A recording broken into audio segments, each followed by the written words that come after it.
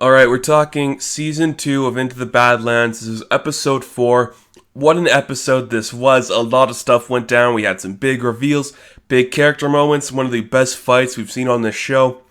But surprisingly, we had no Sunny and Beiji, and it's an interesting thing. I do think next week we will be seeing a lot of Sunny and Beiji then. That's kind of how they do this thing. We had a big dramatic ending here. We're going to need some time to cool off before we get to see those characters again. So if the whole episode next week's not about Sunny and Beiji and MK, I wouldn't be surprised.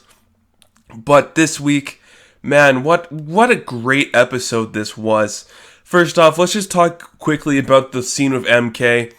You know, he's just there, he's fighting his inner demon again. I really like that. That whole fight, that whole angle with him fighting himself, figuring out what happened to his mother. It's interesting. I like the turn where he uses, "You're the one with blood on your hands," when he's trying to save his mom. It makes you think, and did he kill his mom? What's going on there? There's a lot going on with MK. I like his storyline this season. I love that purple robe he's wearing. I love everything about him and the Master. And it was just an interesting concept. And I'm glad we didn't get a lot of him in this episode. We got like one scene. If we had more, they'd be overusing it. I like when MK's kind of in the background because I want to see him come back to prominence in another season maybe. And just be a main guy, be a hero again. I think that'd be really cool to see. But I really got to give props. And one of my favorite parts of this episode was Vail and Edgar. Just those two characters together. You can see Edgar was a really nice character to have in there. He's a nice guy. He's trying to be nice. And Vail just really wants to get out of there, wants to get back to the surface. And we see her trying to escape when she's climbing the rope. Which, holy shit, that was intense. I love that scene completely.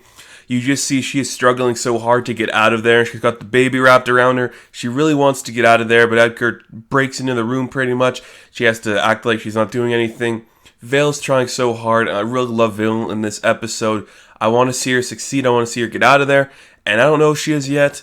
There's a lot going on with her, too. I know she wants to find Sunny, and that's a big deal and part of this episode. She wants her baby to have his father. I really love before she poisons, his drink, and they're having the toast, and Edgar's like, "This is to Sunny. He's one of the best men I know. He's a great fighter, great killer." And then she says there's more to him than just that. I love that scene. It's a really nice mention of Sunny, because we don't get him in this episode. It's like, yeah, that's good. That's how we get our Sunny fix for this episode. I really love that. You can see Vail's becoming a badass. We don't see her fight in this episode, which I really liked. I mean, she does have kind of like the struggling fight scene with Edgar later, and that was intense. Every time she hit the ground and you heard the thud of her hitting there, I felt so bad. I felt like I was in pain. It was incredible to watch. I love that. And when she just kills him and beats him up with all the stuff, man, that was incredible. You see the blood splatter with the rock and with the what was that, like a bar, a pipe or something? That was cool. Vail, you just knocked out of the park with this episode. You gotta get out of there. I want you to get out of there. I want you to go find Sunny. You're my favorite hero this whole season so far. Can't wait to see more of you, Vail. And your baby, get out of there, get out of there, get away from Quinn. Because holy shit, Quinn is crazy. I love Quinn too. Quinn is so crazy, man. He's just trying to go around making everybody look dumb while he's just acting like the smartest guy there. He's just lost his mind and he's dying again. He's dying still and he's so crazy. And this is going to be a reference like hardly anybody gets. But when he's walking out of, like the tunnel there in slow motion, I got a huge Rat King vibe from the Ninja Turtles. If you don't know who Rat King is from the Ninja Turtles, go look him up. I mean, he doesn't really look like the Rat King, but I just got a vibe like, this guy could play Rat King in a movie. But, oh man, every scene where he's just walking in slow motion to like the conclave and he's just acting so crazy there, I loved it. Quinn has lost his damn mind. He's looking intense, he's looking tough. We'll get back to Quinn later. Let's talk about the Barons. Why did all the Barons have to look so unique and different? I mean, Baron Chow looks normal, like an average girl, I get that. The Widow looks like an average person. And then, I guess Jacoby died.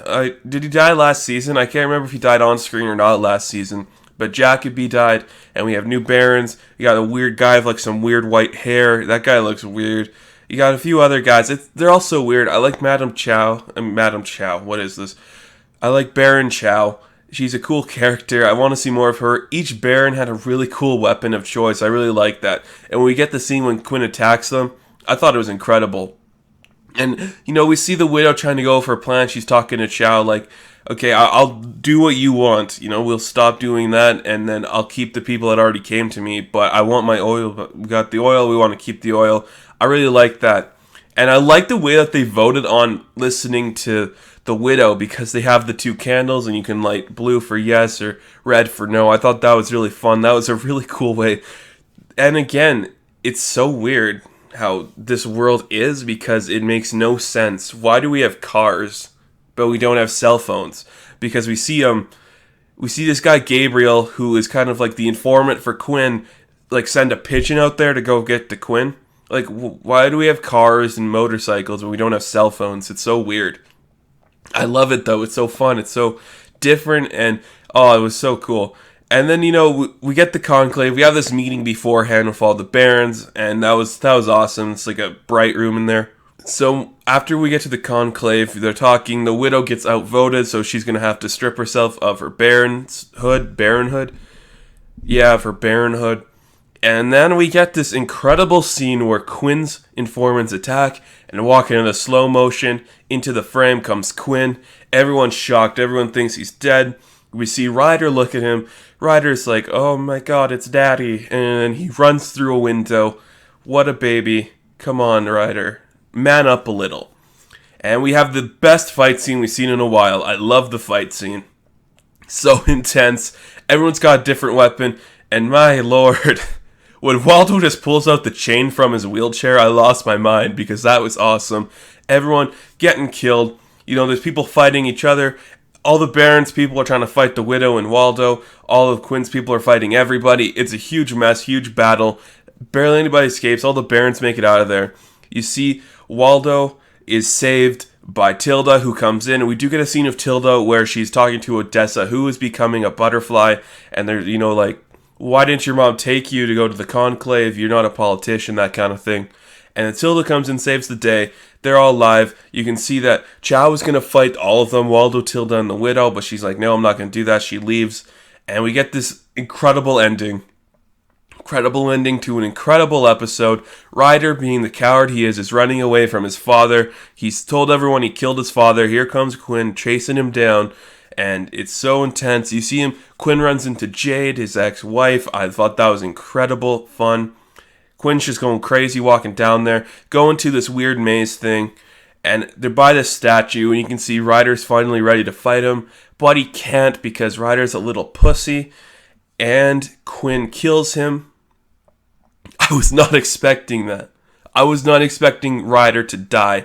I thought that was awesome. It was so different, and it was such a unique death. You can see they're talking about the statue that's there, and I think Quinn calls it a certain person, but Ryder says, you're wrong. It's this guy. You're not always right. And you can tell Quinn lets him kill him. Quinn's like, you can kill me right now. I didn't raise a coward. I didn't raise you. You can kill me right now. But at the end, you see Ryder's like, no, you're my dad. I'm not going to kill you. But he still dies anyways.